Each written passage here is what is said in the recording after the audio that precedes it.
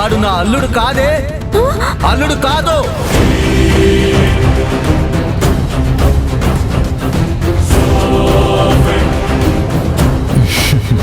వాడు నా కొడుకమ్మా.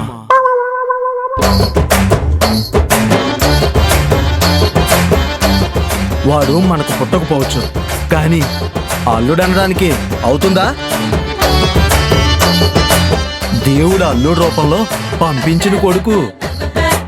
నేను ఇలాగే స్ట్రైట్ గా మాట్లాడతాను, కానీ ఏం చేయను, కొంతమందికి ఇదే పెద్ద సమస్య అయిపోతుందండి.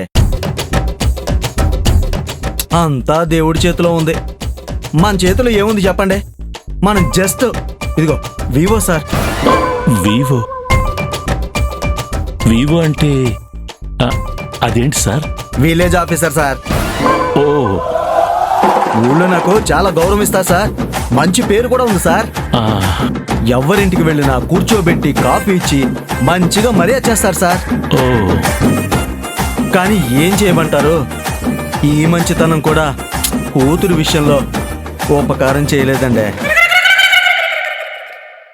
అంటే కూతురు పనిలో బిజీగా ఉంటుంది, ఇంటికి ఎక్కువగా రాదని కాస్త దిగులుగా మాట్లాడుతున్నారు అంతే. అయ్యో దేవుడా. అవునన్నా, ఆ? నాకు మీ మాటలు అర్థమవుతున్నాయి. ప్లీజ్ మీరేం దిగులు పడకండి, కాస్త ప్రశాంతంగా మాట్లాడండి నాన్న. చూడమ్మా, నాకు నెమ్మదిగా ప్రశాంతంగా ఏదో ఇలా అంతా మాట్లాడడానికి రాదు. ఇదిగో కావాలంటే చెప్పు, నోరు మూసుకుని ఊరికే కూర్చుంటాను. మీరు చాలా తమాషాగా మాట్లాడతారండి. అవును సార్, ఈ ప్రపంచమే ఓ రంగస్థలం.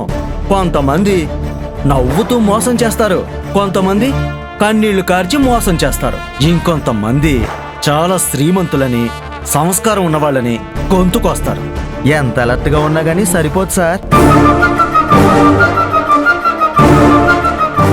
ఎరదేవా, వచ్చినోళ్ళకి కాఫీ గీఫీ ఇవ్వడానికి పర్మిషన్ ఇస్తావా లేదా?